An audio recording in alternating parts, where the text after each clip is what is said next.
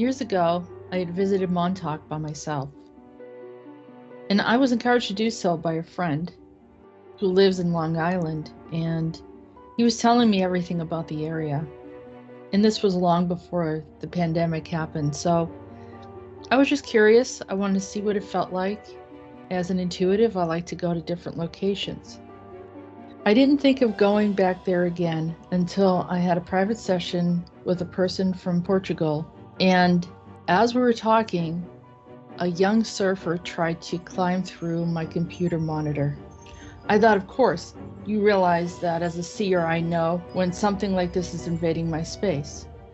I suddenly had a vision of a bunch of kids, young boys, who were trapped in Montauk in Camp Hero and had been going through all of these different experimentations deep underground. And then suddenly they figured out a way through time travel to get out of there, and a bunch of them escaped. Within the time travel process, somehow they found themselves in Venice Beach, not remembering who they were or how they got there. I know it sounds weird, but this is something that I watched and observed almost like a memory or a movie. And as I was looking at this, I realized that they had a lot of anger, even though they didn't know what was making them angry, but they knew something had happened to them.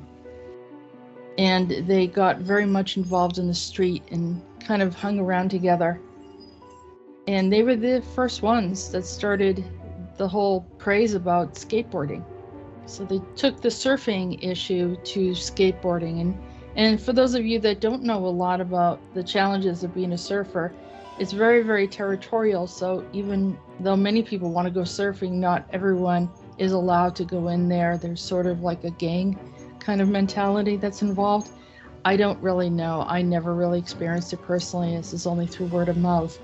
But I do know that this is what prompted me to go, because for some reason, this one surfer, even though he had been freed, decided to come into my space, and I was pretty confident he was going to be altering my timeline. For those of you who are having a hard time understanding what I'm talking about regarding the connection between Montauk and surfers, I want you to reconsider this. That Montauk Beach is one of the best locations to go surfing in the Hamptons. I'm sure that there are many kids that were attracted to this location, not just, worldwide travelers, people that, surfed for a living, competed, and were very involved and had money, as well as many young boys and probably some girls, but early on there were more boys than girls that, if they didn't have the money, somehow hitched a ride or found their way there to go surfing and, stay with a friend or something like that. And if they ran out of money, then they became vulnerable to this whole machine that we call Montauk. I also want to share this article with you. It is called "A Mysterious Photo from 1917 with a Surfer Man Has People Wondering If Time Travel Exists." And so you see this picture from Canada in 1917 that was taken. And so you don't really notice anything right away until you start looking a little closer and you see something that doesn't look quite right. The Surfer Man, as some have dubbed him, appears to similarly confuse those surrounding him. A man to his left is seen looking at his way to apparent disbelief, while a man on the other side points towards him. So you can see that there is something unusual about him. He's wearing a baggy t-shirt and shorts and sporting a shaggy haircut. Now they dubbed this article came out in August 2023. But I know that many people have seen this picture before, not everyone. I know who this person is. I have met him in the present day and did actually interview him before. So I know who this is. I'm pretty confident that this is something that happens. I never talked to him about whether or not he's a surfer, but I did ask him for help and some guidance regarding a situation that was happening close by where I lived. in Massachusetts, and actually it was a nuclear plant that he saw in the future was going to be an issue, and we kind of did everything that we could to try to resolve that. So really, really interesting thing. They make a reference of Bill and Ted, and then they try to, validate it, because the conscious mind has a hard time acknowledging some of these things and processing. So they try to find everything, they say, to be reasonable and to debunk it and say it's not true or whatever. Well, sometimes at some point people want disclosure, but then they don't want to deal with factual things that show up. And so you see, he clearly doesn't fit in the picture. He doesn't look like the rest of the people. Why are we ignoring it? We shouldn't. So let's continue from here. So I know that many anomalies, many things had occurred in that area because of the experimentation that happened in Philadelphia, or the Philadelphia experiment, in concert with the Montauk project. And so, unfortunately for me, this surfer targeted my space and attempted to influence my timeline. At that point, I contacted Team Tasmania and invited someone from Unit 374 or Kruger, and we made plans to meet and take a trip there. Everyone arrived early in September, and we were all gathered at my favorite coffee shop in Newburyport, Massachusetts, which is called the New Cafe. We walked around. I brought them to the Angry Donut Shop. What's funny is that I have a t-shirt from that donut shop, and I wore it on Miles Johnston's show years ago. Anyhow, we looked at the water a bit, and we talked about how there is a Plum Island in Newburyport, as well as on Montauk. I love synchronicities. Heading down there, we traveled through Boston and then went through some of the early fall foliage of Rhode Island and Connecticut. And then our final destination was the ferry, in which we got onto, and we were right on schedule.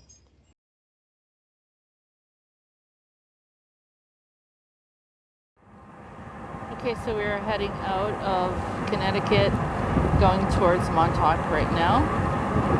You can see we're leaving, and we're on a ferry. It's the only way to get over here unless you're coming from New York City. And so we have a lot of plans for today, and hopefully everything goes well. And it's sunny, it's a perfect day. Let's see how it all works out.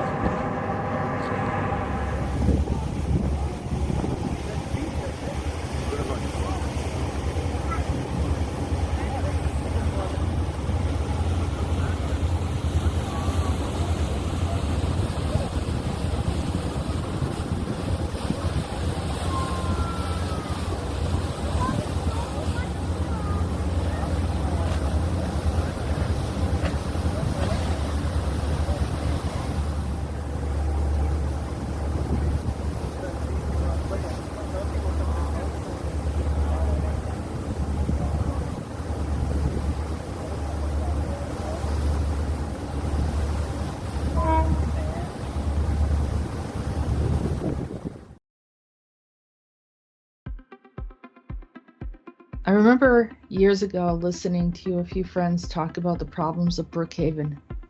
Even though our primary destination was heading to Montauk and Camp Hero, I really felt like I needed to stop and try to neutralize any negative effects this research and experimentation would have in what they have been doing in the local area.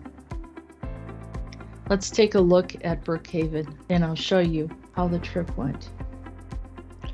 You notice we drove through here rather quickly, and obviously it wasn't open access to the public, but we also felt a lot of tension. It was one of those locations that was very loaded. For example, it was a place where people started to have misunderstandings and difficulties, and we were stuck. But let's explore further why that happened. Here is Brookhaven National Laboratory. The information regarding it is located on Long Island, as you see, and was formally established in 1947 at the site of Camp Upton, a former U.S. Army base and Japanese internment camp. Its name stems from its location with the town of Brookhaven, approximately 60 miles east of New York City, and it is managed by Stony Brook University and Battelle Memorial Institute. Research at BNL includes nuclear and high-energy physics, energy science, and technology, environmental and bioscience, nanoscience, and national security. The 5,300-acre campus contains several large research facilities, including the Relativistic Heavy Ion Collider and National Synchrotron Light Source 2. 7 Nobel Prizes have been awarded for the work conducted at Brookhaven Lab. So it's definitely under high regard. They're not talking about the residual effect and the energy anomalies that are probably not undoubtedly happening in that area due to this experimentation. Of course, it starts off in the wrong way as a Japanese internment camp.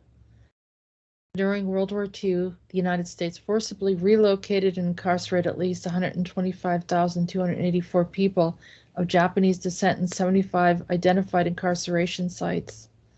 Most of them lived in the Pacific Coast in concentration camps in the western interior of the country.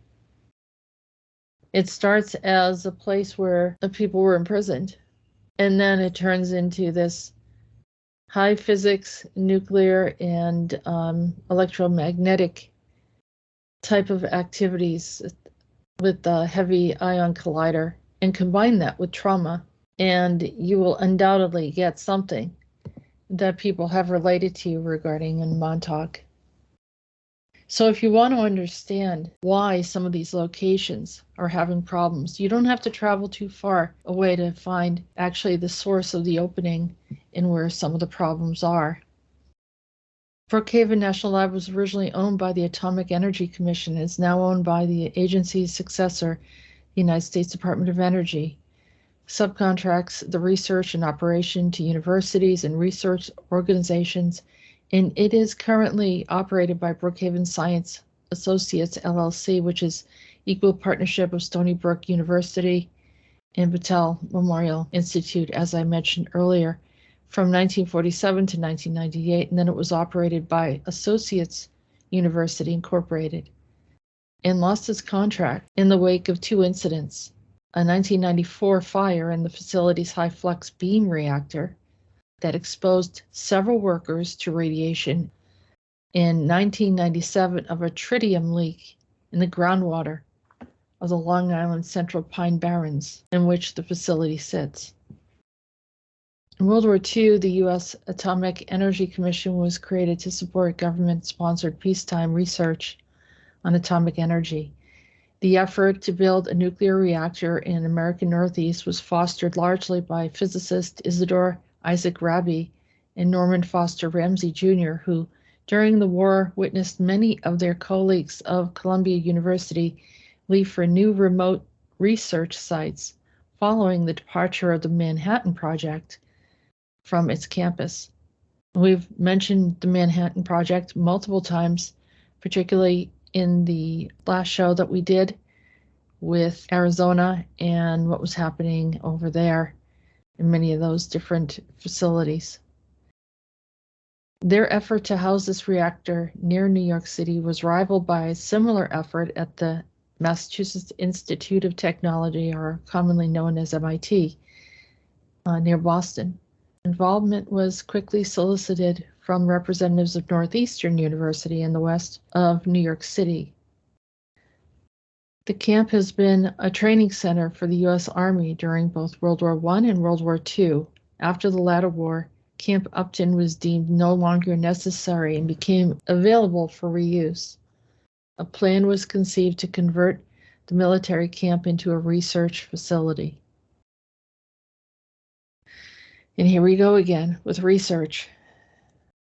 And when they do these researches, it's not the way that we were taught in school that you should be in a controlled environment, and none of this is a controlled environment. The Earth is an open experimentation, and it has been for years. We just didn't know about it, and we are feeling the effects of it, especially with time-space anomalies that we never thought we would experience, but it makes sense for those that were futurists and seeing dystopian realities and seeing the downfall of many of our societies. And with the implementation of these type of facilities, there is no wonder that dystopia, apocalypse, in other terms similar to this, are being used quite often. I think I challenge anyone to tell me that I'm wrong in stating that it is this type of experimentation that is putting humanity at risk. In January 9th, 2020, it is announced by Paul Dabber, the Undersecretary of the U.S. Department of Energy Science. He has been selected over the conceptual design put forward by Thomas Jefferson National Accelerator Facility in the Future of Electron-Ion Collider in the United States. In addition to the site selection, the design proposes upgrading the existing relativistic heavy ion collider, which collides beams of light to heavy ions, including polarized protons, with polarized electron facility to be housed in the same tunnel. This is quantum field manipulation and antagonization. So you see all the different things, this accelerator, test facility, alternating gradient synchrotron, and I'm positive that they'll say that all of this is safe. If it's so safe, why are we having all of these problems? Here they have the neutrino experiment at the Fermi National Accelerator Laboratory. There is a mention of Oak Ridge, which we did in another show, and we talked about that as well as we talked about CERN in Geneva. Controversy and environmental cleanup. They're really quick to lay the heavy burden on the average person, the working class person, the poor, the homeless, putting the burden on our youth and our upcoming generations of some of the carelessness that they've done, and their solution to clean up what they have done is to lock us down, as opposed to locking themselves in the facility where they should be for being careless and then imposing this problem upon us. It's time for them to use their intelligence to actually correct their problems without imposing that upon the average citizen. They have enough intelligence and they know how to do that, but they've chosen not to do so and then laying the burden upon us instead. Don't forget to look into these areas of destruction and understand what they're doing. They may say that they're doing this for advancement. Challenge them, ask them questions, and ask them why we've had to change and alter all of humanity's community lifestyle and citizenship because of their decisions. And that's all I'll say about this.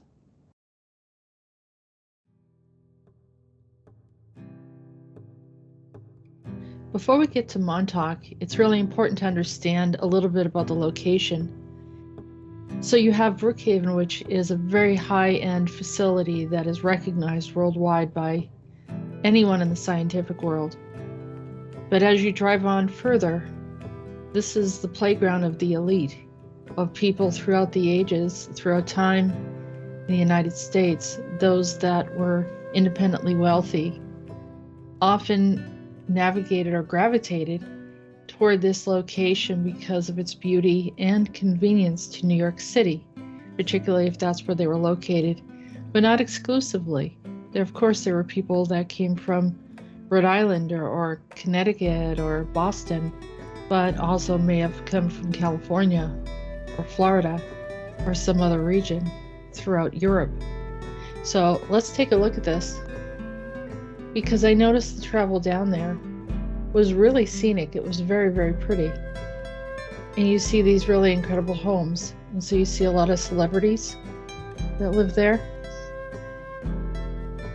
And, people have expensive parties. The median is about 6.5 million. Some of the homes in the Hamptons can be up to 7.4 million. And so you're really looking at, an exclusive area on the way. And it's very, very scenic. Jackie Kennedy Onassis spent her summers there. And they talk about, going all the way down to the end of Montauk. From New York, getting to the Hamptons is as an easy trip by car. You can also travel there via train or bus service, such as the Hampton Jitney. The most well-heeled might even travel by helicopter. Of course, we traveled over there by boat, and believe me, the boat wasn't inexpensive either. So that's just a little bit of an oversight and understanding of the location. Okay, so this is some of the early history of Montauk when the European settlers came over to Long Island in the early 1600s.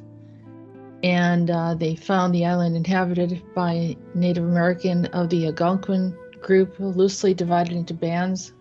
They grouped together into a confederacy under the leadership of Montauk Sachem, who was considered to be the ruler from Montauk to the west end of the island, and the chieftaincy was acknowledged both by Indians and Europeans as the ruling family of the island.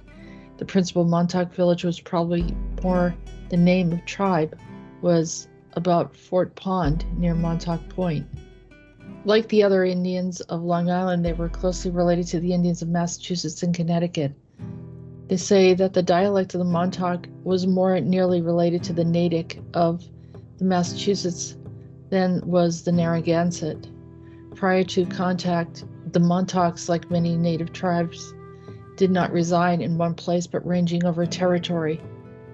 What we know about these early inhabitants is meager, since they did not have a written language. They ate abundantly from wild game such as deer and birds, with fish and crustaceans, and grew corn, squash and beans, gathered berries and herbs and roots. They hunted whales in canoes and used entire whale, including whale oil and so forth. The Montauks waged war with the Pequots and the Narragansetts. However, pestilence ravaged their tribe. In about 1659, their population was so decimated they were forced to seek protection from the English against their arch-enemies, the Narragansetts. Their number further declined in 1788, when most of them left Montauk under the leadership of Sampson Occum and joined the Brotherton Indians of New York. There's a whole bunch of information here talking about the early history, and I think it's interesting. It looks like the Montauk Lighthouse was commissioned by George Washington and built in 1797. So it does go back in time. But before then, there was pirates and smuggling, which I'm not surprised. Legend has it that a treasure chest of pirate booty are buried in Montauk. Captain Kidd supposedly had left 2 chests of his loot in Money Pond. No pirate loot has ever been found. However, in more recent history, plenty of loot in the form of liquor could be found on Montauk's beaches. During the 13-year Prohibition period, the rum runners, as they were called locally, used Montauk as a drop-off place for liquor. Old-timers remember signals from the ships moored out past the legal limit, rousing the men to sea in small boats to bring in the cargo under the cover of darkness. The cargo, liquor, was brought to the sand dunes in small boats, where it was dug into dunes to be later picked up and transported to New York in armed trucks.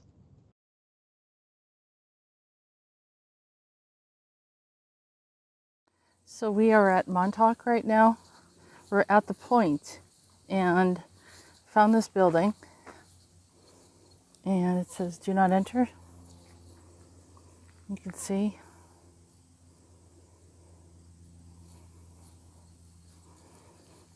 And some other, there's really not a whole lot here, everything's boarded up. But this feels really familiar to me, and we're going to keep on walking. Here is the front side. It says keep out of buildings, closed. You can see.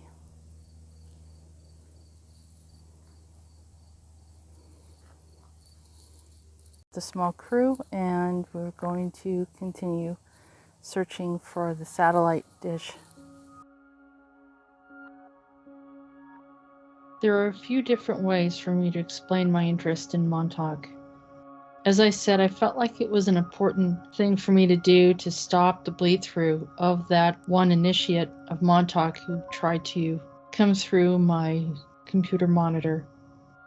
I just didn't want anyone to harm my timeline. I know I've had a hard enough time as it was, so I wanted to do everything I could to protect that. But this was not the first time I had a negative experience regarding Montauk. I remember talking to people who had participated involuntarily to the program related to Montauk and all the trauma that him and many other people had experienced. I know there's something overwhelming about this space. As an empath, I know this is not a feel-good topic. One thing that did happen is that Preston Nichols opened up to me. I could both see him and hear him. I recall innocently sharing the information publicly, which I have since realized that it was a major mistake. The anger and hostility I received was so unexpected, and it felt like they searched for someone to unleash their anger, and that happened to be me. Some thought they had a right to blame me, as if I had done anything related to the programs. And let's be honest, I was not involved with any of them. You know the old adage, you should not shoot the messenger. Just to dig deeper, I was demanded to go into sexual detail of some event, and that's when I drew the line. So where does this leave me? I told Preston they are blaming me for what they believe happened. He nodded his head and understood, and I would not be his messenger. I'm sure he had some important things to say, but we will not know. And oh yeah, I'm sure someone will say they can get that information.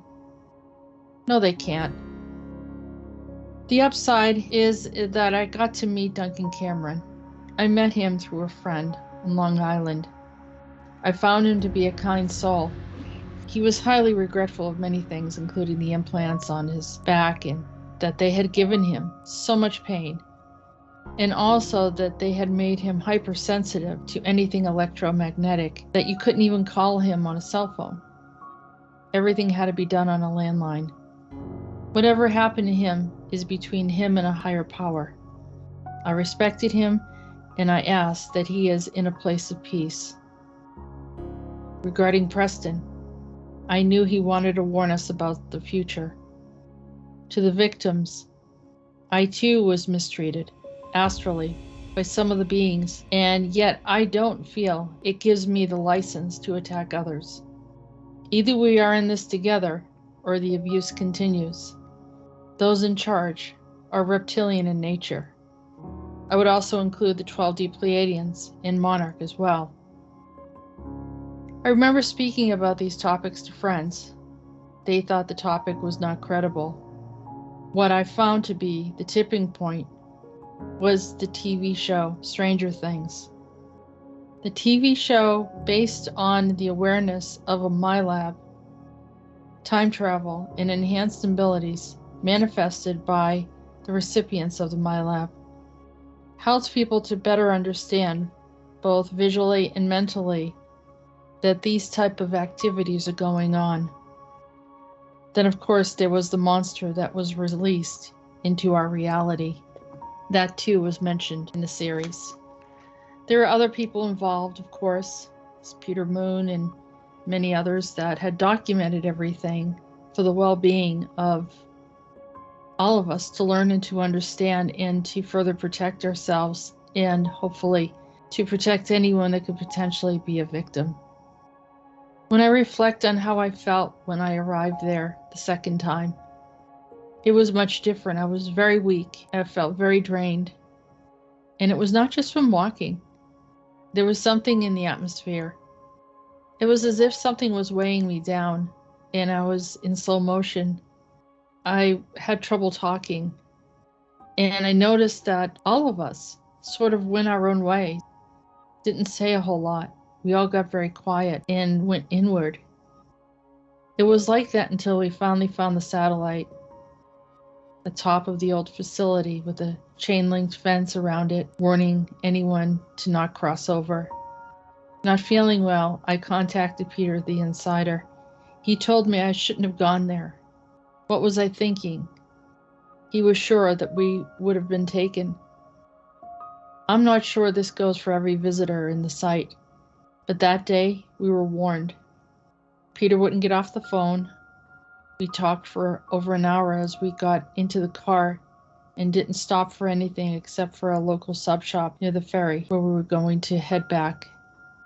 What was really weird is we drove through the downtown area of Montauk, and I could have sworn I saw Anthony Zender crossing the street as he walked behind us. And also someone looked like Lincoln Clay. Peter left as we boarded the ship and set sail for New London again. I think it set a tone for the rest of the trip. We still had other destinations to go to, but this sort of left a mark on us. There are still parts of me that wonder what exactly took place that day, because I know that after that, nearly a year later, we're having residual effects of that visit. Some people say that the activity is much stronger, that the cycle is coming up every 20-year cycle, like the 20 and back. And if I would agree to that, I'd say it's probably not the best place to be. And those that are already prone to being my labs, it's probably not the best place to go to. Is there more? Oh, there's always more on this topic. And I anticipate this location is going to be talked about for a very long time.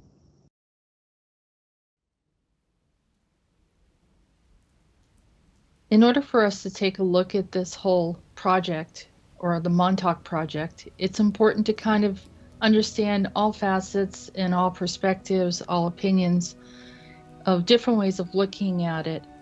I'm not going to be a diehard and insist that it's exactly one way. I wasn't a witness, so even if I was, explaining the paranormal is never easy. And I know this for a fact as a ghost hunter and someone that was used as a psychic to actually go into extremely haunted homes in the past. And despite the believers being there and witnessing, still they walk away, and to justify and understand what happened, they go into a phase called denial. And so, which makes it really hard to debunk things. Sometimes people are debunking things out of fear and being very solid and ironclad about what their opinion is, what happened, why it happened, and so forth. What's important is to step back and take a look at this objectively, without any emotion, and say, there's so many people that have been affected by this. There's so many people that have come out and have memories, specific memories, not just a little bit here, a little bit there, or not just repeating one another. But some people have specific recall and memories of what happened. I have been there twice. I know what it felt like to be there. It's very unusual, and I am a little bit more in the hypersensitive, empathic, and very attuned to what's going on around me. And there is definitely activity there. You know, for someone that is very accustomed to the paranormal, I'm well aware I can walk in any place and know whether or not there's a haunting. So it had all the telltale signs of that, which means that souls were affected. So let's begin with this. Now, we know that Wikipedia usually takes the defensive mode and critiques. That's why I used it, because we can see what the critics are saying, why they think it's wrong. They immediately call it a conspiracy theory that alleges that there were a series of United States government projects conducted at Camp Hero or Montauk Air Force Station in Montauk, New York, for the purpose of developing psychological warfare techniques and exotic research, including time travel. The story of Montauk Project originated in the Montauk Project series of books by Preston Nichols, which intermixes these stories with stories about the Bulgarian experiment. Around the world, they have been experimenting on many, many different things. Human behavior, MK Ultra, and all of this has been going on even just the turn of the century. We have documentation and all sorts of data showing that in insane asylums and so forth that these types of activities have been happening. The governments, in an effort to compete with one another, get wind of an experiment that turned into some other realization that enables them to create different things, such as the super soldier, and to be able to create some kind of enhanced human soldier to be able to defend and protect. If we go back to the Philadelphia experiment, the premise behind the Philadelphia experiment, the Navy attempted to make a destroyer escort class ship, the USS Eldridge, disappear, and the bizarre results that followed. They have the technology to do this. It's not really, you don't have to be a brain surgeon to be able to understand that this technology does exist, and it has existed. We had incredible technology, the turn of the century and before, that is gone. It's missing. It's hidden from the public. We have maybe the tip of the iceberg right now that is available because of the misuses and the mind wiping of the powers that be. And it could be the ETs that are overseeing a lot of what we're doing. Some people might say they're angels. Some people might say that it's the God source. You know, whatever your belief system is, it doesn't really matter at this point. The point is, when we talk about technology and what existed and what exists now, we have incredible technology now, to the point where humanity cannot tell whether or not a spacecraft is ours or from another planet. So our advancements have really gone through the roof, and we got them from somewhere. We know that. So this experiment, from what I heard and from what I've seen, as I have tuned into it in the past, of the suffering that happened with the people that went through this experience, through that electromagnetic exchange that happened, you're taking the molecules of everything and then moving them to one place and then bringing them back. And that can be very devastating, especially early on if you're not aware of what you're doing. So this was an experiment. What happens? There's two parts here. Is the experimental part, where the body actually goes into another place. Remember, these are souls. So then a lot of souls died in the process. Those souls get trapped in this alternate reality. The molecules of the object also is affected, but it doesn't have a soul. But it creates an opening where now we're going in between worlds, where then whatever existed in that other world, we created a bridge. The beings from that other bridge come into our reality. And that's where the anomalies, the strangeness, and the shift in our world happens, is through these type of activities in an effort of competition under the guise of government expansion or military purposes, what have you. These things still create this effect. There are many time travel claims that have happened over the past. I encourage people to read this. I've looked at many of these different explanations of time travel. I believe many of them. I believe that there's some problems with a few of them, but here is the situation we're talking about and how they try to cloak the ship. I know that they can cloak things now. They do it in a different way. And sometimes they do it this way, but they do it in a much safer way. But they do have material that can hide a vehicle that can hide a large ship. It could probably even hide a city if they really needed to. All of these type of things are accessible. I don't know if there was any reason for us to have to do something like this other than possibly the elite, military and so forth. But remember, they can't talk about it.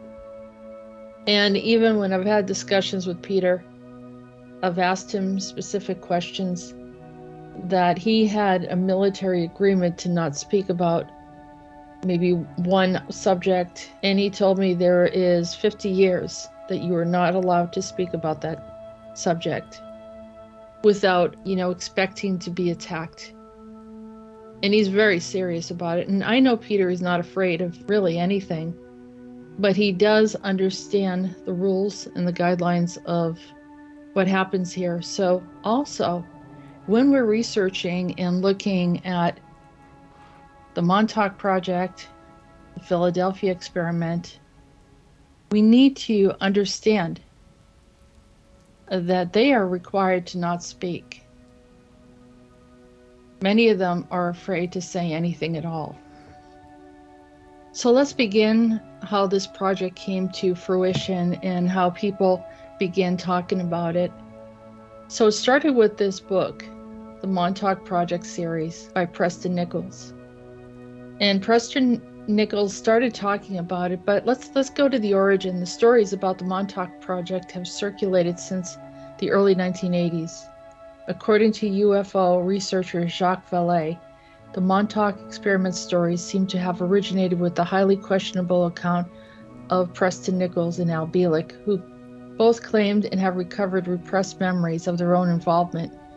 Preston Nichols also claims that he was periodically abducted to continue his participation against his will. Nichols, born May 24, 1946 on Long Island, New York, claims to have degrees in parapsychology, psychology, and electrical engineering, and he has written a series of books known as the Montauk Project series, along with Peter Moon, whose real name is Vincent Barbaric. The primary topic of the Montauk Project concerns the alleged activities of Montauk Point. These center on topics including United States government military experiments in fields such as time travel, teleportation, mind control, contact with extraterrestrial life, and staging faked Apollo moon landings, framed as developments that followed the 1943 Philadelphia experiment. Both Peter Moon and Preston Nichols have encouraged speculation about the contents.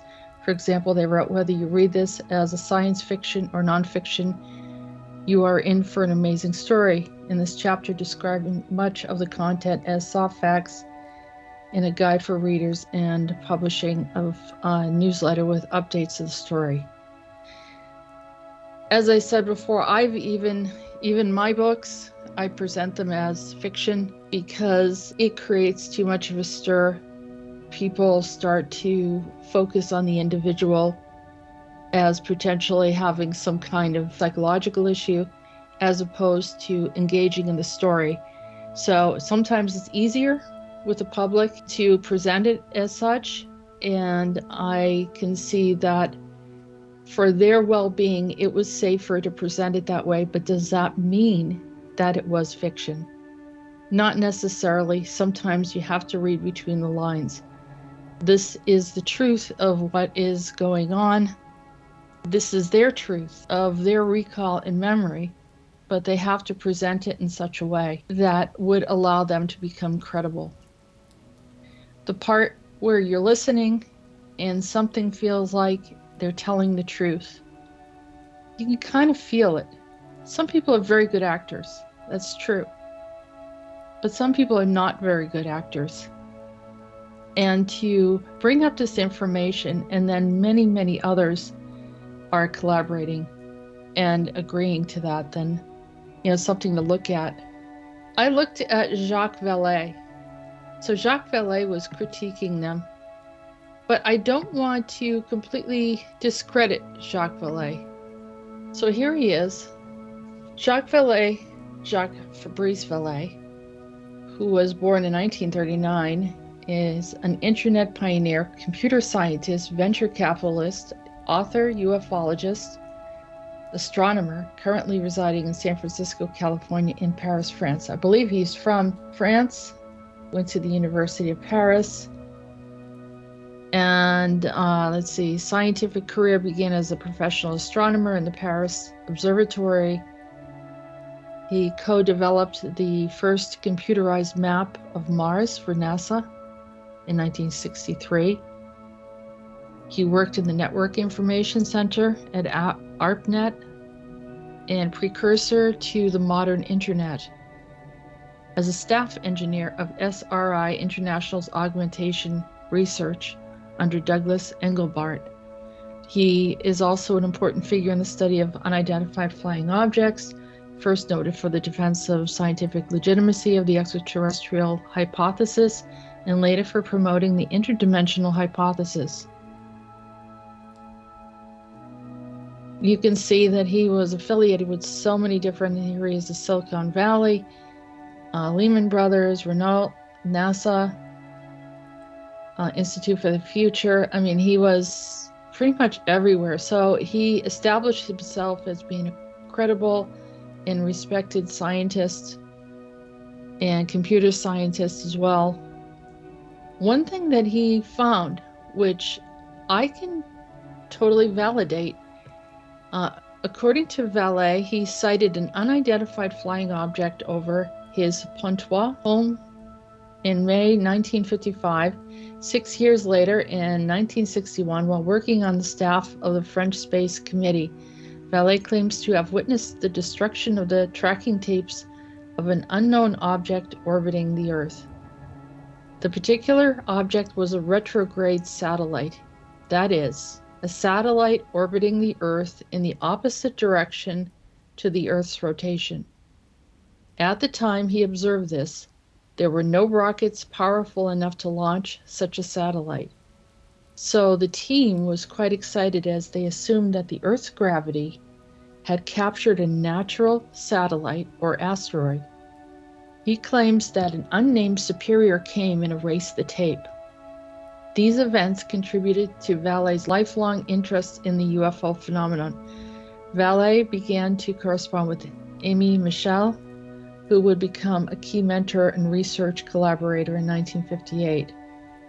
In the mid-1960s, like many other UFO researchers, Vallée initially attempted to validate the popular extraterrestrial hypothesis. So I'm going to go back to this satellite that he saw orbiting the Earth that was of non-human origin. They're calling it an asteroid. Peter and I have had discussions about the Earth going into a retrograde. We've been discussing this probably the past couple months. The reason for the retrograde, or the outcome of the retrograde, is that we are in some way simultaneously moving forward in time and backward in time, where we are re-experiencing some of the challenges of the past. For example, Peter's constant reference to the Cold War, and that we are experiencing or re-experiencing the Cold War again, and that we have also an inclination of re-experiencing a civil war, and some other things, World War II or Vietnam, or, you name it, Hiroshima. All of these other experiences that are in our past, we're gliding through them in time in some kind of odd parallel or bleed through experience that is reigniting these events in some very strange way. And I had never seen this, and as I was doing this research, I saw this piece. And I think this is noteworthy. It goes off on a tangent, but I thought it was an important piece of information.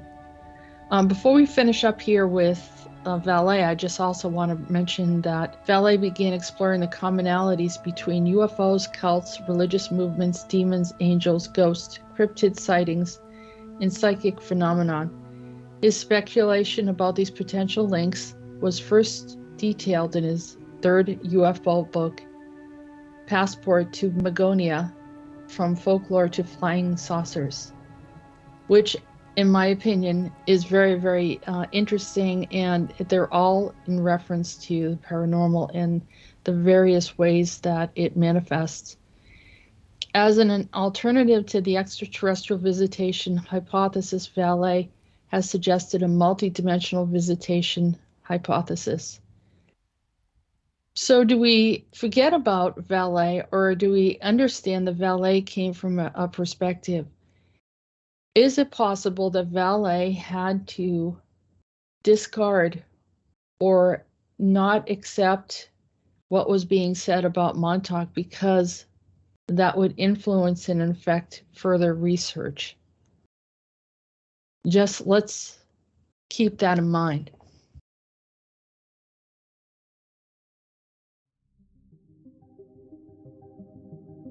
Peter Moon has written many books, and I also encourage people to read them.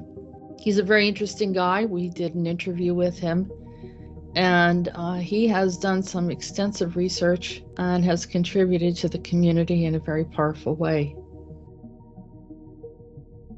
This is a picture of him.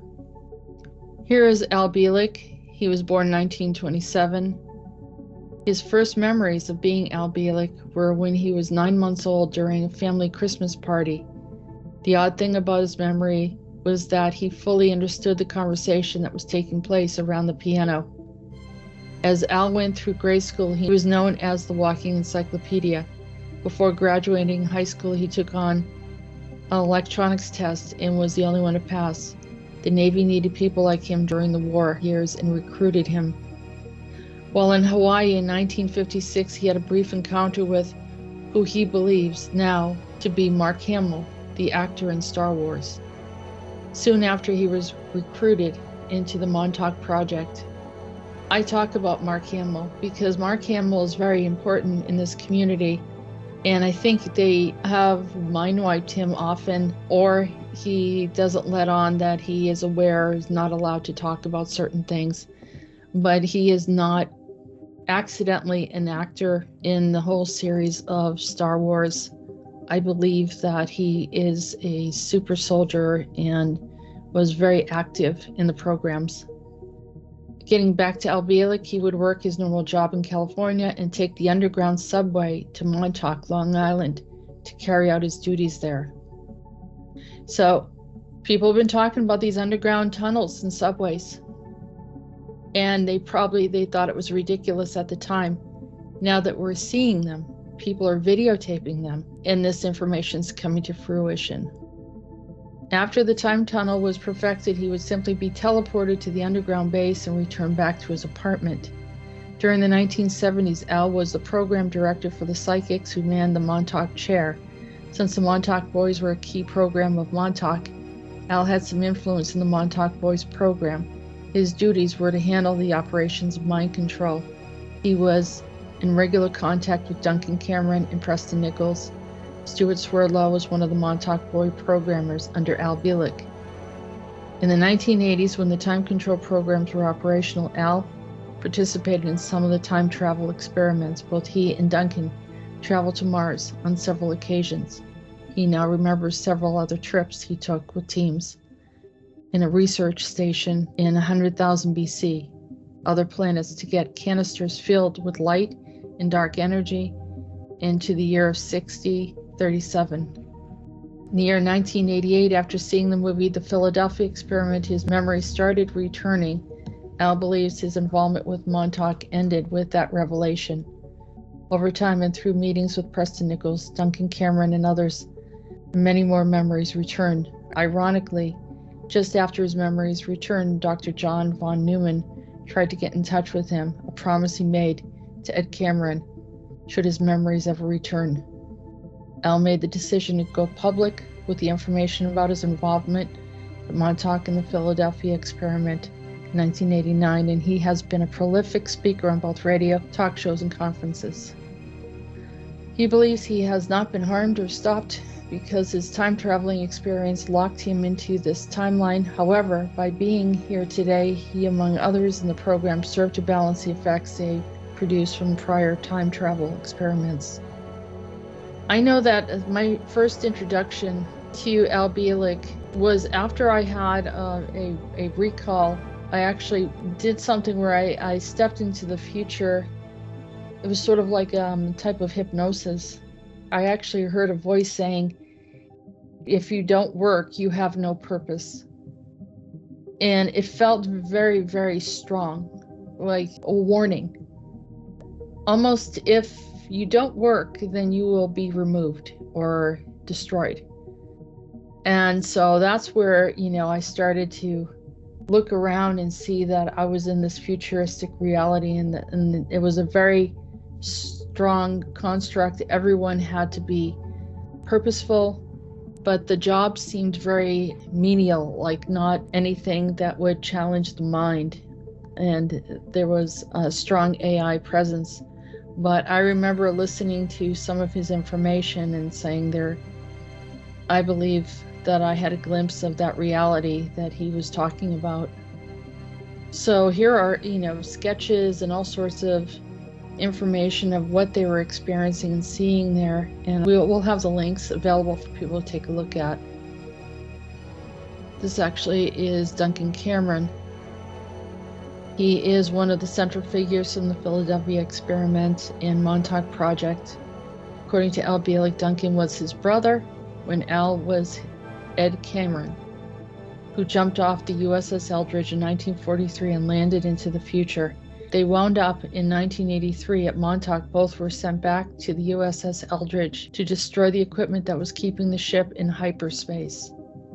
Al Bielek says that before the USS Eldridge rematerialized, Duncan jumped back off the ship and returned back to 1983. He was used extensively as a psychic in the Montauk project. During one of the experiments, Duncan Cameron lost his time log and began to age 1 year for every hour that passed. The time engineers at Montauk went back in time to 1950 and convinced Duncan's original father, Alexander Cameron, to sire another son. When done, they removed Duncan's soul and put it into the new child. This person is who we know today as Duncan Cameron. The new Duncan picked up where the old Duncan left off, and he became one of the principal psychics who manned the Montauk chair. The chair was used to create and hold the frequency required to perform the time travel and mind control activities. Duncan, as well as Stuart Swerdlow, allegedly were both Montauk programmers, and part of the program still deeply troubles them.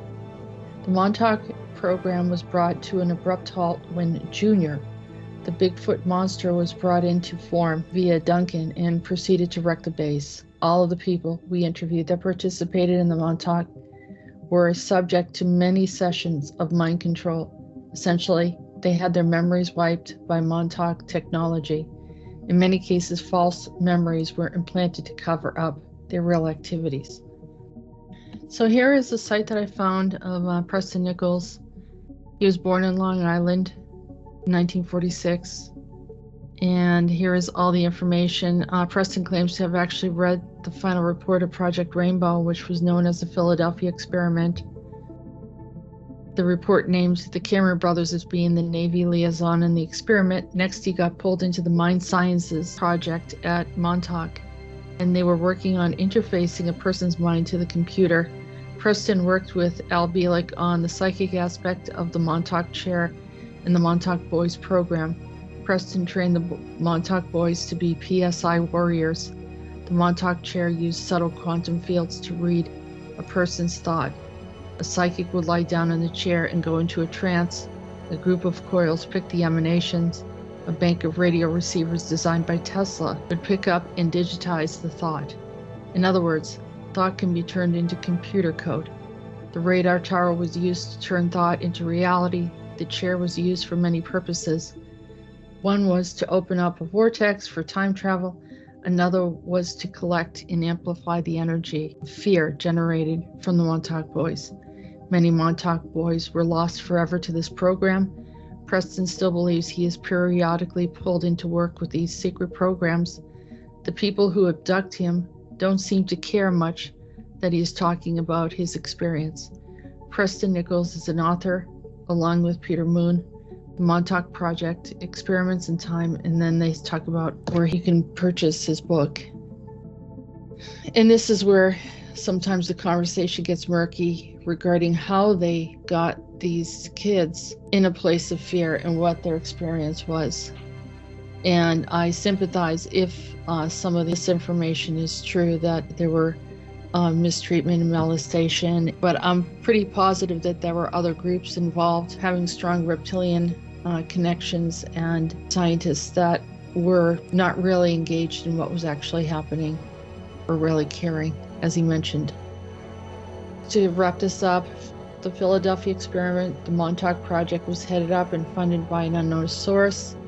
Researchers theorized that the anonymous source were Nazis, even that it was funded by Nazi gold. However, that's not the interesting part. What's interesting is what they were doing. They did experiment in time travel where they used psychics to open up wormholes, as no machine they could build would keep wormholes stable enough to pass through. One psychic, Stuart Swerdlow, was sent through to meet historical figures like Jesus. The purpose as to why remains vague. And I've heard about that as well, and I've heard information regarding that they actually got the blood of Jesus, and some of them actually needed to take it for some reason. I don't know whether or not that's true. That's some of the conversations that I've had in the past, but definitely worth looking into. They have also been said to change history in their travel, whereby, according to Einstein, if you did change history instead of things in the present changing in accordance, you create a break-off dimension where the new set of circumstances play itself out. Once they discovered this, their experiments changed to include interdimensional travel. The mysterious operators of this project constructed a Delta T antenna built to control the minds of young boys in Montauk. These boys were tortured, molested, and beaten so that their minds became submissive to the operator's will. They were sent through the wormholes, and some never returned. And that's why I brought up, I literally saw a group of them escape the projects, go into another reality, similar to what happened to Al Bielek and Duncan Cameron, where they forgot and lost their memories. And then a group of them became these innovators of skateboarding, which, like I said, it reminded me of Back to the Future, whether or not they tried to link this together or that was something that they psychically picked up, that there was a connection. Not all of them turned out that way. And as I said, this is what creates the paranormal of souls, innocent souls that were used for the sake of experimentation, and which makes this whole thing highly controversial.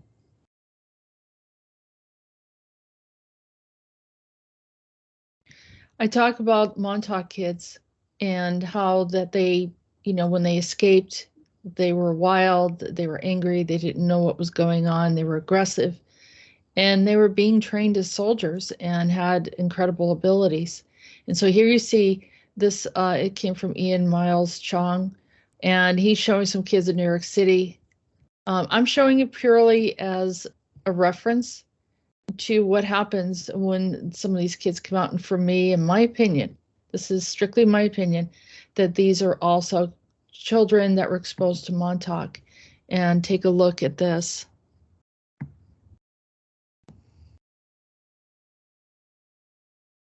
They're actually putting themselves at risk. They're in the middle of the road, just like the skateboarders did in that movie that I talked about.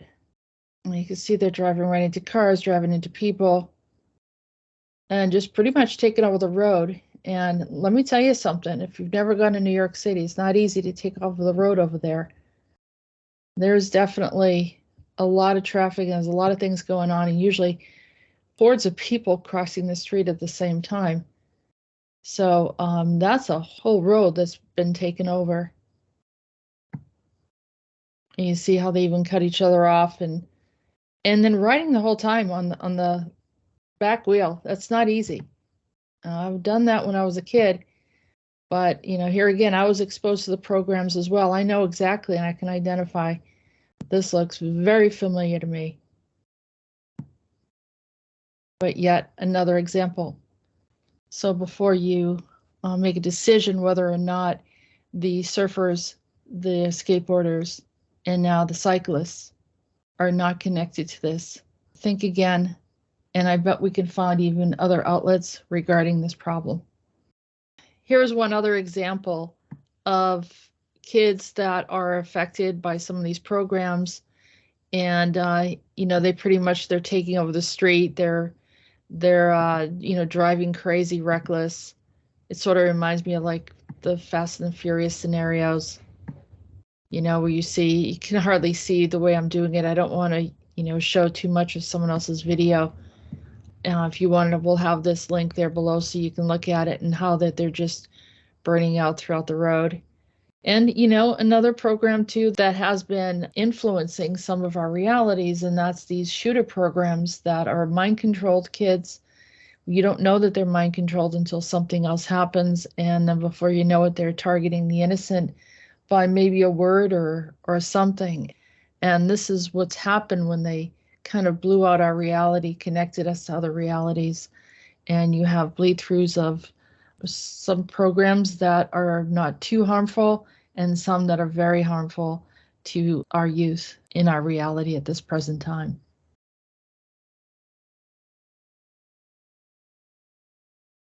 I felt it was important to begin to fill in some of the gaps regarding what happens after someone goes through a MyLab or through Montauk and the residual effect of it on the individual soul. We have one example, but it's not an exact formula. But one soul's outcome of the projects. There are many scenarios for many different individuals. For example, here is a short segment of an interview that was done on Taino's show, The Galactic Talk, on YouTube. You can listen to the show in its entirety, and we will provide a link for you.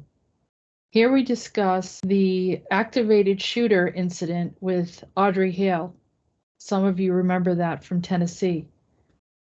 She has a striking resemblance to Millie Bobby Brown from Stranger Things. So this ties into the Montauk issue, and we just wanted to give you something to think about. This was shared to me by Jessica earlier today. All right. And this was regarding the shooting in Tennessee. So now, Just a second. This picture. It was good picture. Do you have it or? yeah, I'm gonna show it in a few seconds, and to avoid, let's say, because we're gonna that term might be really, delicate. Now, let me show this. Where it's at. All right. So, Do you want me to explain it? yeah, please go ahead. Yeah. Okay. I think, I don't know if this is appropriate or not, but I think they've referred to it as gender dysphoria. But the deeper part of it is more of our concern is the MyLabbing that is creating a lot of these problems. And so we're looking at, so Peter, you can get into that part more, but I'm going to lay out, what this image shows. You have Judy Garland, who was the prime character from The Wizard of Oz. That movie alone was a huge, tremendous impact on children for many, many, many generations. And it also did, a transfer from the black and white to finally Technicolor or colored movies, where you see these bright, vibrant colors, and before everything was in black and white. And so the introduction of that is this one movie that seems to transcend time. Like, it doesn't matter what generation it is, most children gravitate towards The Wizard of Oz, and this was created by MyLabs or corporations that, Peter, you can tell us exactly. Corporations, they are, and this is it, worldwide mega corporations, huge corporations, and the most times DODs, so not only in US, DOD, my bad, Department of Defense, but not only in US, worldwide, they are, you know, customers, because DODs, so Departments of Defense all around the world, have certain demands, and they are making like, okay, if somebody is capable of fulfill our demands, our needs, and those corporations are pretty much making some sort of rally for that. Do you know what I mean? And for them, they get them homeless.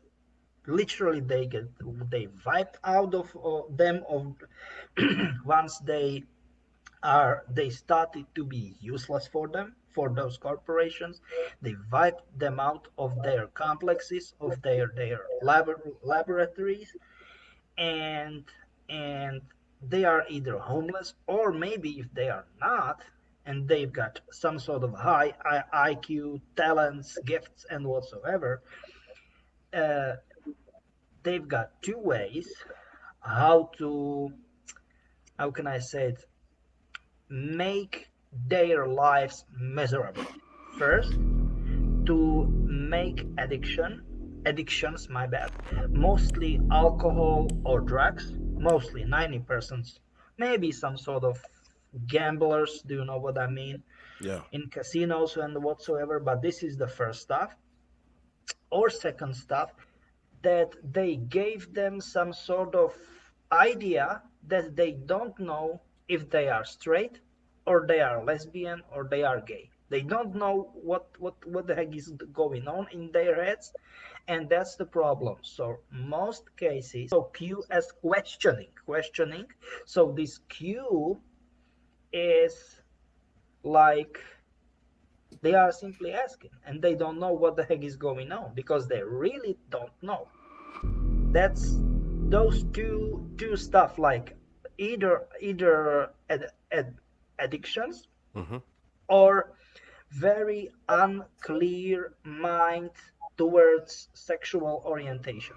And Mm-hmm. 90, not 90, 95, 97, 98% of those cases were former victims of my labs. Period. Period.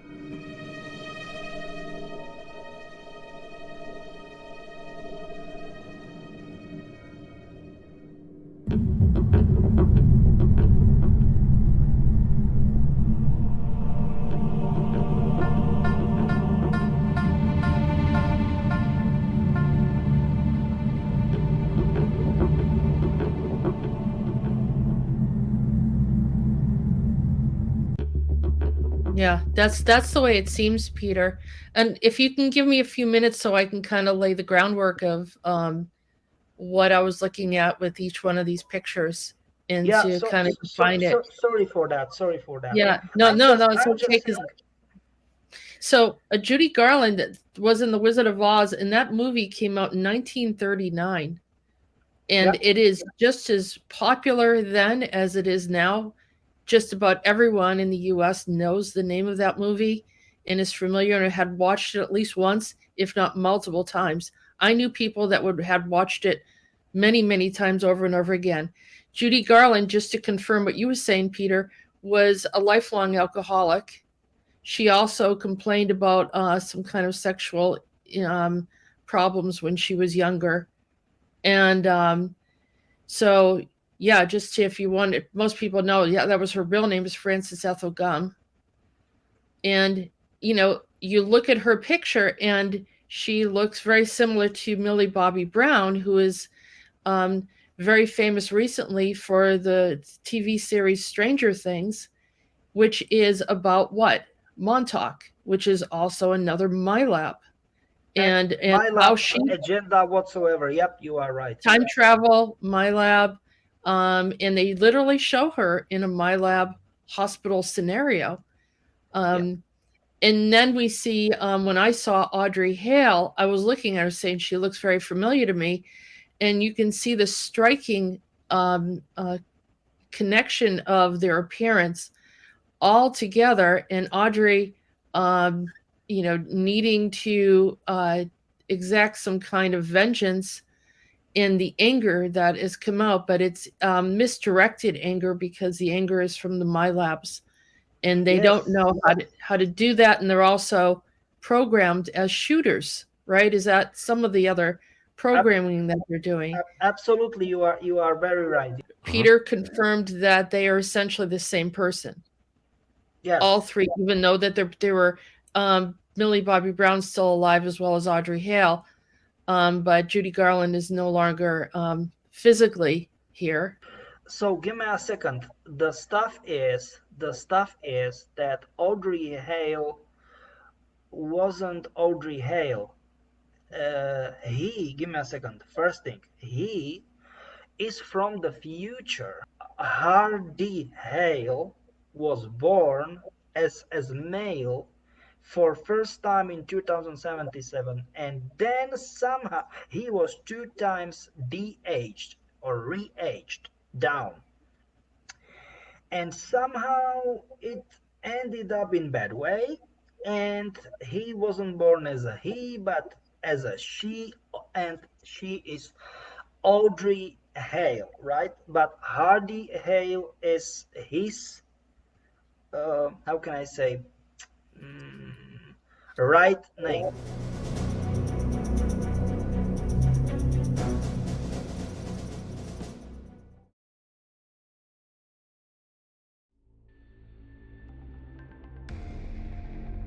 Let's explore the idea that possibly Montauk Project was funded by major corporations or possibly by the Nazis. So I will begin by sharing some imagery and symbology for you to think about and make your own decision. As I began to look at the imagery that was used to define Montauk, I couldn't help but notice the horse standing on its hind legs. Immediately I considered Denver, Colorado Airport and its association with the apocalypse and nefarious agendas. I thought about all those that could be involved, whether it's governments, groups of people, secret societies, nations, corporations, or even ETs. The airport artwork is filled with dystopian ideas of tomorrow. Then I thought about Montauk, the trauma-based boys or girls in Montauk being used, possibly inadvertently, to support these agendas. There's another piece to this, is the Burning Man horse. That too having a decadent, ritualistic format on a location called Black Rock Desert. We all know about the history of Black Rock and the name of Black Rock, Black Stone, so forth, Black Cube. We all know a location called Burning Man Festival. Celebrated yearly. Millions of dollars are put into this event each year, and they also have a Trojan horse structure that also is symbolic regarding the agenda, letting us know that they are deceiving us, making it look like they're trustworthy, posing as pseudo-freedom and filled with celebrities. The last horse, turned in the opposite direction, is the crest of Westphalia, Germany. Seeing this, I investigated further. I was also reminded of the Wewelsburg Castle. This is the notorious castle that rituals in the Vril had adhered to, the emblematic black sun. This too was the reminiscent of an experience I had in a past life as Sigrun, part of the Vril. And I recall standing there, overlooking this symbol, while others looked at me, waiting for me to respond about what I could see, and I saw the outcome of the horrors of war and the human destiny. I know that this is hard to grasp, but I want to confirm this even further. Take a look at this. Notice this unusual partial circle created by a human formation, and it was also from an aerial picture at Black Rock Desert in 2010 at one of the Burning Man events. You can also see this as the original plans and blueprints or architecture regarding Weevelsburg Castle. You see the similar semicircle or partial circle with an opening, and that leaves an opening for the Spear of Destiny, or the spear to enter into the center. Why would the Burning Man event depict something like that? This trail leads back to experimentation done in the 1940s or before. The experimentation of MK Ultra being discussed in the 60s, which is much later, and in my opinion was practiced much sooner in the early 1900s, maybe even sooner than that. So how long have these programs been going on in the US? And we're not even mentioning other nations. I also thought about the strangeness of Coney Island, that is not that far from Montauk. Possibly another place for experimentation. There is probably more, but for me, it is time to move on to the next destination where there is more paranormal and unexplained phenomenons. And oh yeah, I just wanted to point out that while I was doing this research, I happened to be browsing through YouTube and noticed this one image. Another synchronicity.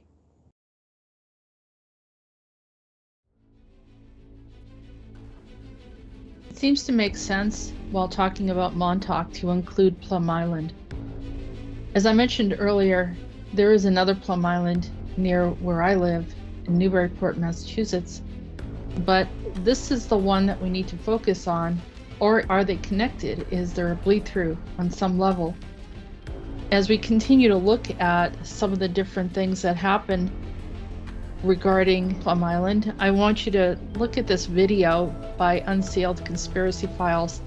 They bring up some really interesting points. One, for example, is that Plum Island had an animal research center, and in 2008 they found hybrids that washed up on shore on East Hampton Beach. And by the way, there's a Hampton up by me as well. So I'm going to go forward and show, some, of course, there's some really interesting things, but they, bring up this hybrid looking creature that they find. And they show that there's this facility, Plum Island Animal Disease Center. And then they discover that, the scientists working there are connected to something that happened in the past and some of the paperclip scientists, which also ties in some of the other information that I brought up about the horses, or the four horsemen, I'll call them for now. And so you can see some of the experimentation that was done in Germany at the time that was brought over to the United States, and Plum Island being suspect of activating or reintroducing these type of experimentation, starting with animals. And then they actually even found a human that was experimented on, which they're questioning whether or not he was a human or not fully, or if it had been hybridized or some other strange creation, genetic creation, biological experiments, and so forth. So all of this is happening right off of Montauk. And these nefarious behaviors, this is the gentleman that they claim is involved, Traub, I guess, his last name, Eric Traub. There he is right there.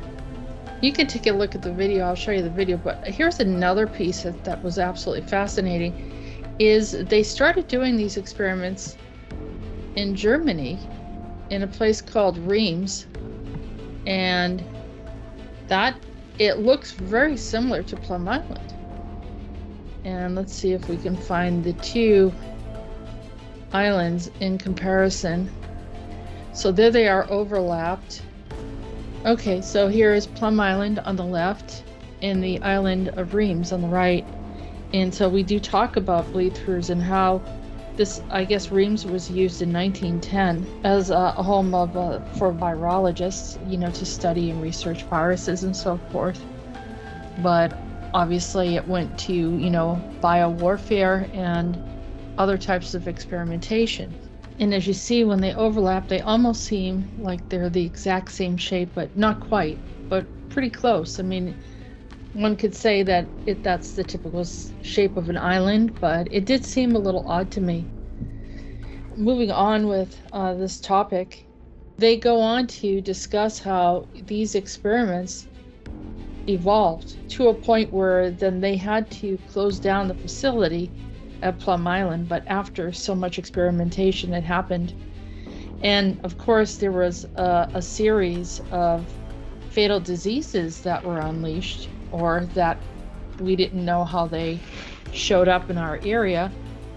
And some of those diseases include syphilis, yellow fever, the hantavirus, the bubonic plague, and Lyme disease, which a lot of people admit or recognize that it came from that area. But they've also pointed out in this documentary that there were, in 2007, which is many years ago from now, 113 labs were throughout the US, and they were not responsible for disclosing what they were researching at the time, because obviously they had something to hide. You see that the facility closes in Plum Island and then opens up in Manhattan, Kansas, which is very similar to New York, Manhattan, New York. I don't know about you, but not many people, I don't recognize a location called Manhattan, Kansas, but maybe someone else does that lives in the area, but it's not very familiar, but it's kind of an unusual name. Also, you wonder, because of the Manhattan Project, how many different locations now have that association with some of the earlier experimentations. But I thought it was really important to include this part, and I hope that ties some things together a little bit as far as the initial experimentation, creating bleed-throughs, creating a tearing of our time-space reality that brings in all sorts of different nefarious, dark experimentations, and those people that we think are people that are scientists experimenting on humans, being very distant and not concerned whatsoever. These experimentations are not humane. They're creating some kind of like Isle of Dr. Moreau, as he mentioned earlier, which is a very disturbing movie that most people have trouble even watching, let alone considering that it was existing in our reality. I can't tell you how many cryptozoologists had many discussions regarding what these creatures are that they're finding. Some of them being as a result of genetic splicing and experimentations between animals, crossbreeds, hybrids, and human hybrids with animals and so forth.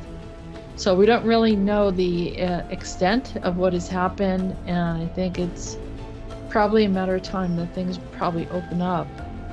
But for now, I just thought it was important to include this information. Here's a last note on this topic, and for some reason it really stood out to me. They talk about a human body that they found in Plum Island, and the man obviously had passed, and he had about 5 holes in his brain through experimentation. But one of the things that they said about him is he had very long fingers. and that he had some other, diseases or other things that were related to Plum Island. And excuse me if some people are offended, but I think that I started to think about who is King Charles. And he has this anomaly with his fingers. And if you scroll down and look at swollen fingers can also be the result of an infection, including Lyme disease. Lyme disease coming from Lyme, New York. Also syphilis. These are some of the experimentations that they did, and some of the viruses that were leaked into past 20 years or so. And so it's just a thought. I'm not saying this is exactly what it is. It could be that he independently has some other problem, but if he was as a result of experimentation, so they can harness and use him for specific agendas, that he would be submissive. That is something that had crossed my mind, and I wouldn't be surprised if, in the condition of some of the other leaders that we know about that have problems, especially their cognitive issues, as we know, very likely, and that's one way to make them submissive.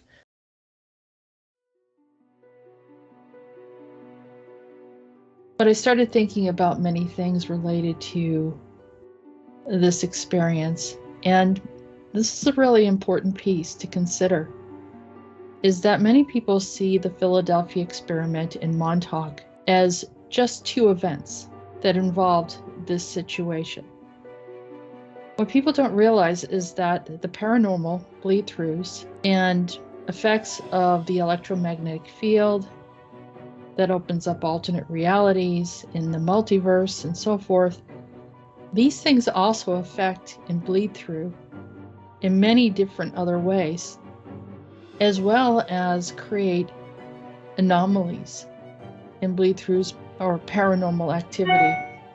So what I want you to consider is that the energy that is opening up is malleable, it's untamed.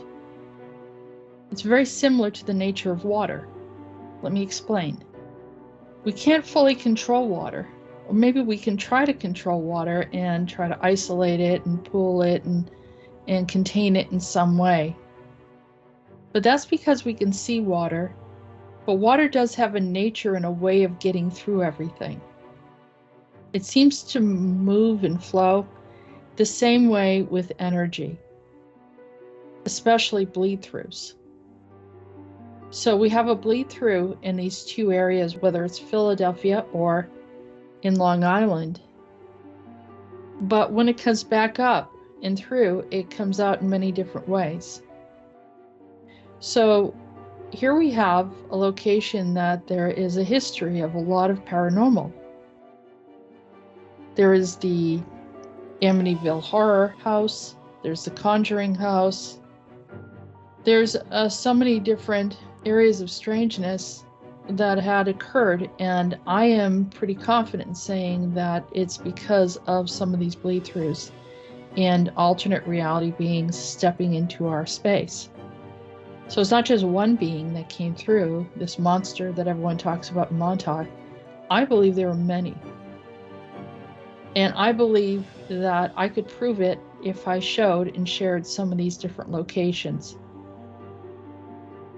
I think most of you are intelligent enough to take a look at, say, the Conjuring House or the Amityville Horror storyline, and you'll see that these were really, really strange events, but it expands out.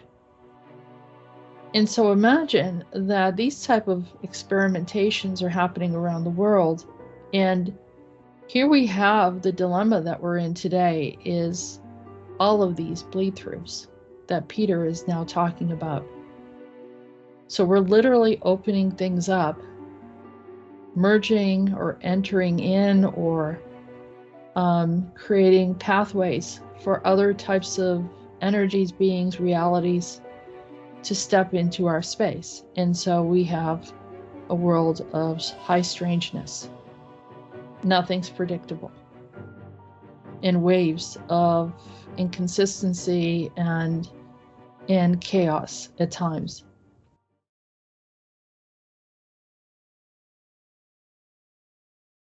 I talk about Coney Island also being a problem and being impacted by the Montauk projects and even the Philadelphia experiment.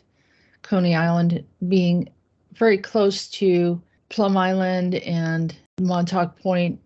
All of these areas are within the same vicinity. Not that that means that the bleed-throughs can only happen there. They have gone a lot further than that.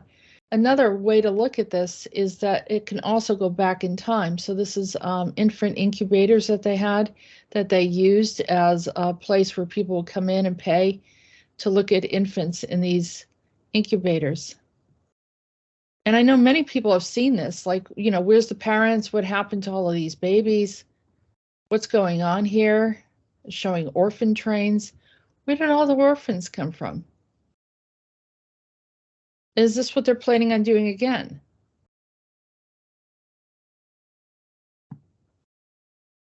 So when Peter talks about, you know, all these people missing in New York City, well, this is New York. And this is pretty close to the city.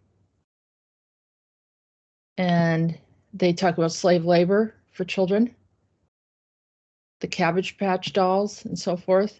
I know other people have talked about these subjects, but, you know, it's definitely worth looking at. And this information was brought in by someone from TikTok, I believe. Look at that. They dug the cities and they started over. That's the whole Tartaria information. And this came from a Spicy Secret History. Just in case someone wants to know where it came from, we'll have the links below.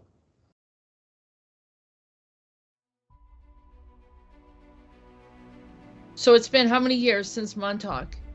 It was like 40 years or? Oh yeah, something like that. And so plus minus like 2, 3. Yeah, you are right.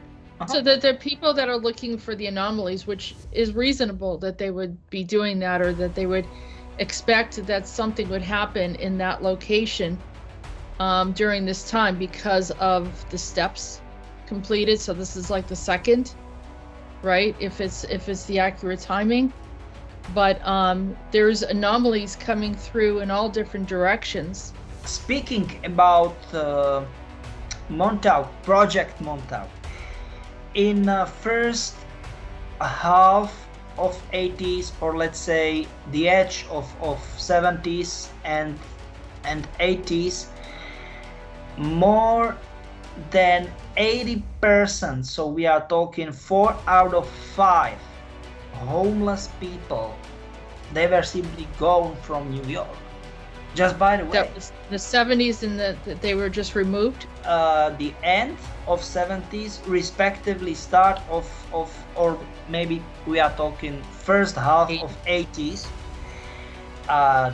So you know, organizations and corporations, they were making Montauk project. They took 80% of homeless people from New York, New York City, and do you know what I mean? Broader New York. And I will say you why. They were ideal subjects for them. I know it is humiliating to talk about people as about subjects, but it is how it is, or let's say it was how it was at that time. Because look, most of those people, they were outlaws, they don't have families, or they don't have no boundaries with their families. Do you know what I mean? It's like, hey, nobody will look up for those people anyway. Do you know what I mean? And yeah. And bam, period. That was it. Easiest way how to get somebody to experiment, to make experiments on. I'm just saying, okay? I mean, yeah, for many people, they are listening to us, it will be like, what the heck is Insider talking about? But guys, I mean, my friends, fellow friends, it was how it was. Yeah, and you hear about information regarding Montauk and how they were like kids that were like drifters, like, I mean, there's a big surfing community around there, in the Yeah. summertime, the Hamptons. And so you have the very wealthy and then those kids that probably, travel for surfing or for hanging out. And I tell everyone, it sounds really weird, but I know bunch of them jumped into a reality where there was a surfing and everything. And then I thought, I'm wondering if that's because of the timing of Yeah. that's what's going on in Hawaii too. That some of that spilled over into Hawaii and some of these other areas where we're having problems right now. Just because it does something after the was it the 20 and back, or the 20 jump happens? You are does right. something in between. Yep. Yeah. Yeah, it brings like an additional anomaly of some sort, right? Yeah. Mm-hmm. Yeah, you are right. And do you know what is the problem? I will tell you. You've got pretty much only two possible outcomes about multiple anomalies. This is like babushka, or let's say matryoshka. Do you know what I mean? The dolls, very small doll and bigger doll, bigger doll, bigger doll. Either you will have absolute chaos, like total mayhem, okay? So either this, or it will create certain extremely complicated and complex pattern, but only those highest, let's say, most intelligent people will see the forest and despite the trees. Do you understand me?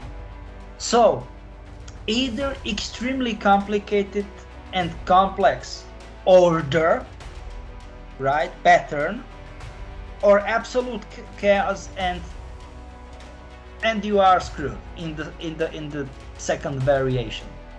But pretty much you are, most times, in most cases, or let's say most contexts of existence, you are screwed in the first option too, and I will tell you why. Because there are no, I don't know, Einsteins, no Hawkings, do you know what I mean, who will bring this kind of complex stuff to daily life. Do you know what I'm trying to say?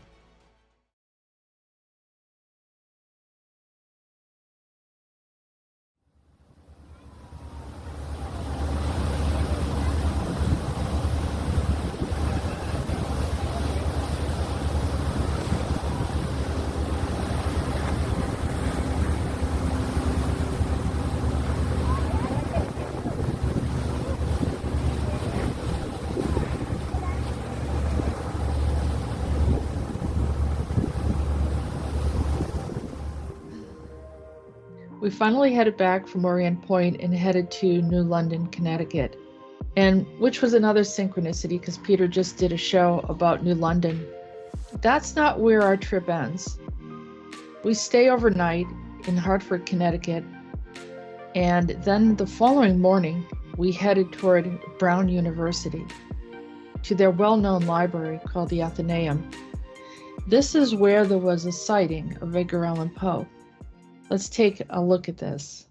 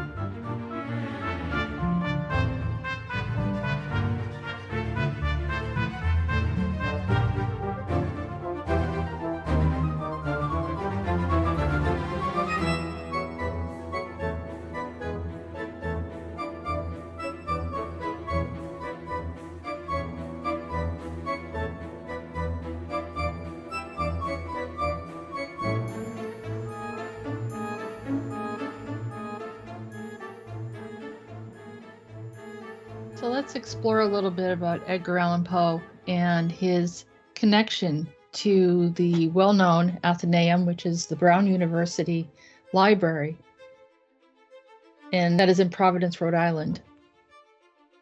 The Providence Athenaeum, if you work in a library beloved by both H.P. Lovecraft and Edgar Allan Poe, you have to expect the occasional haunting. Poe in particular left a significant impression, as the Athenaeum was where he courted and was later dumped by Sarah Helen Whitman. I don't know if that's fully true, but anyhow, Poe died not long after they parted ways, and Whitman is said to have summoned his spirit in the library. Decades later, a man was found sleeping on the Athenaeum steps.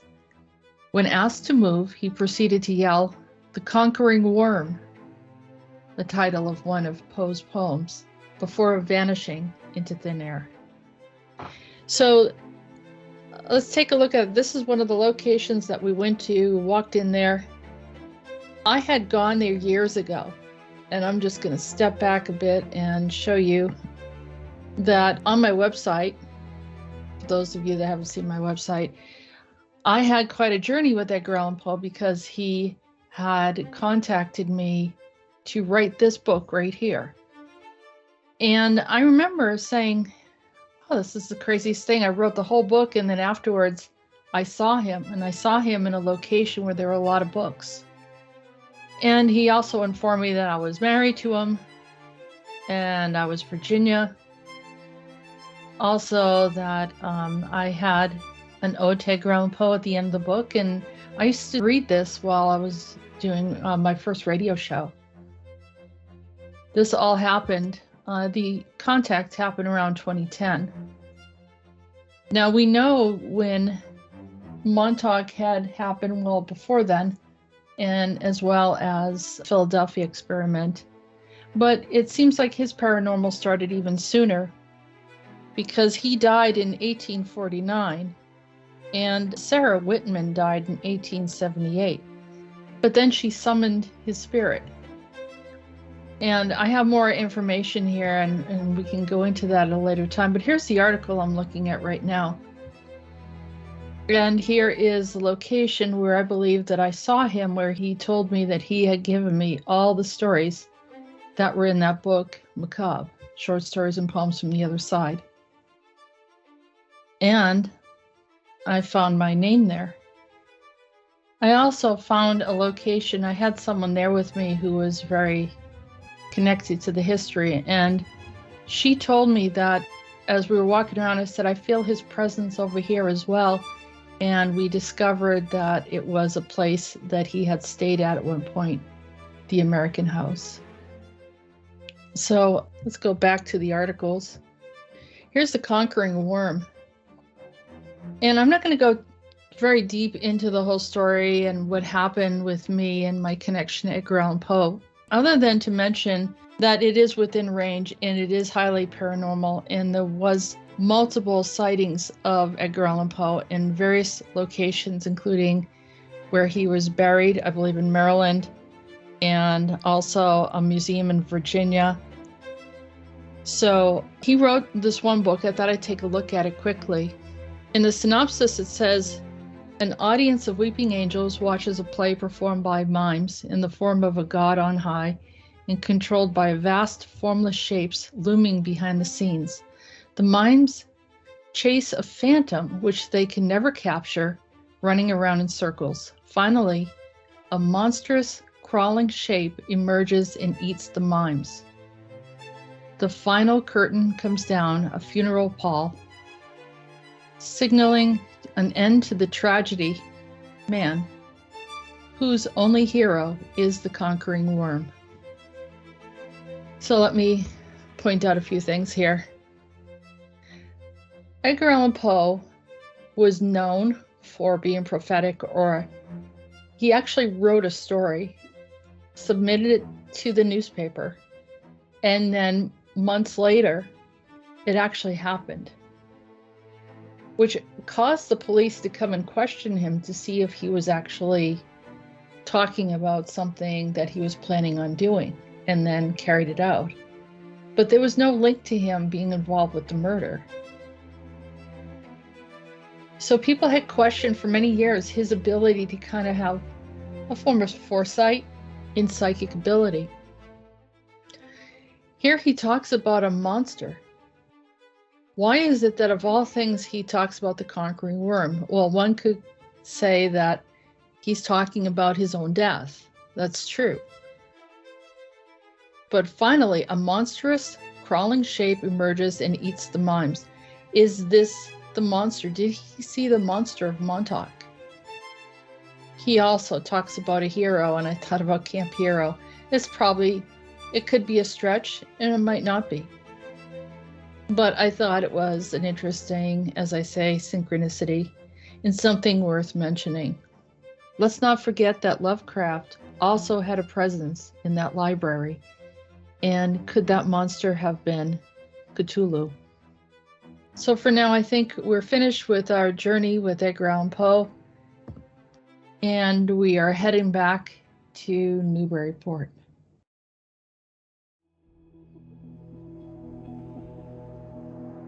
There's another reason why I thought we should bring in a little bit more information regarding Stranger Things. There is one of the actors was in the movie who is also from Newburyport, Massachusetts. And we can take a look over here. His name is Joe Carey. So Joe Carey was born in 1992, and he went to Newburyport High School in Massachusetts. And I'll tell you, after he did this movie, a lot of people in the area were opened up to some of these ideas. And it's very likely that he probably ended up hanging around in Plum Island and the downtown area, just like any other kid in town. But I thought it was important to point this out because of the connection between Newburyport, Montauk, and both having Plum Island, two different Plum Islands, of course, two different locations. So it's just something else to explore and consider in this whole journey that we took and begin to understand and think about all the different connections involved.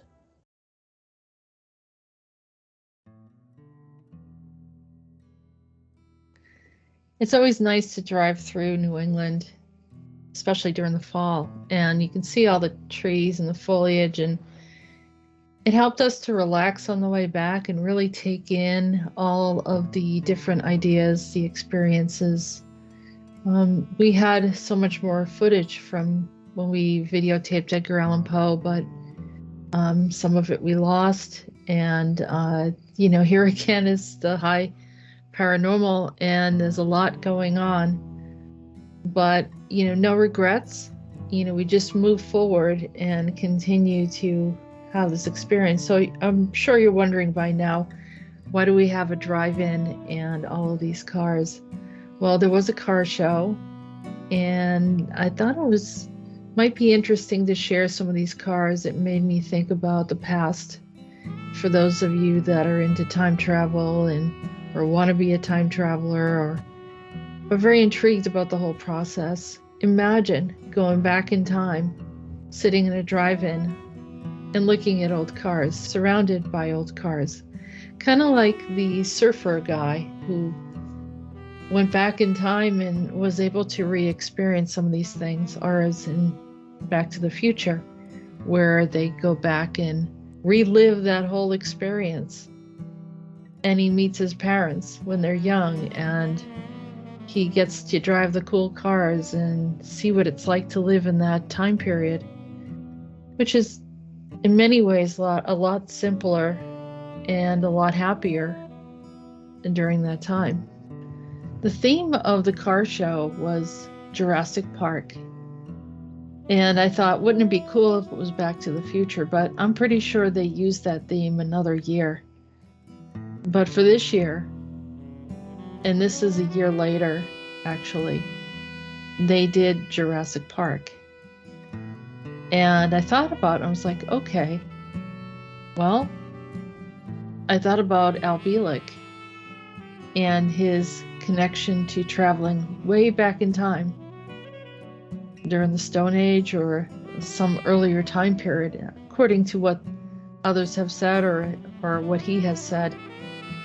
But there's definitely a conclusion to all of this.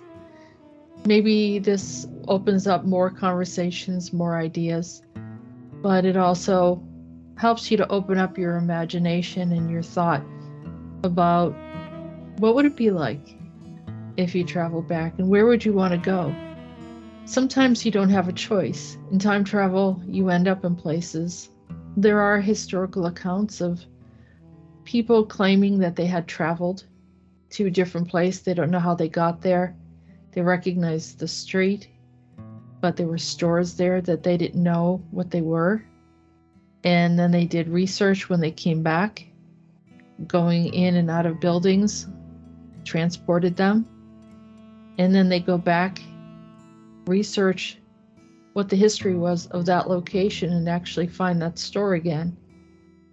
Not everyone is formally in the time travel program, but anyone at any time can move through time-space through some type of odd anomalies. And you never know, that very person could be you. So just think about that. Meanwhile, don't forget to have your camera with you if you do end up in another place in another time, to take some pictures and have some proof. It's just a thought.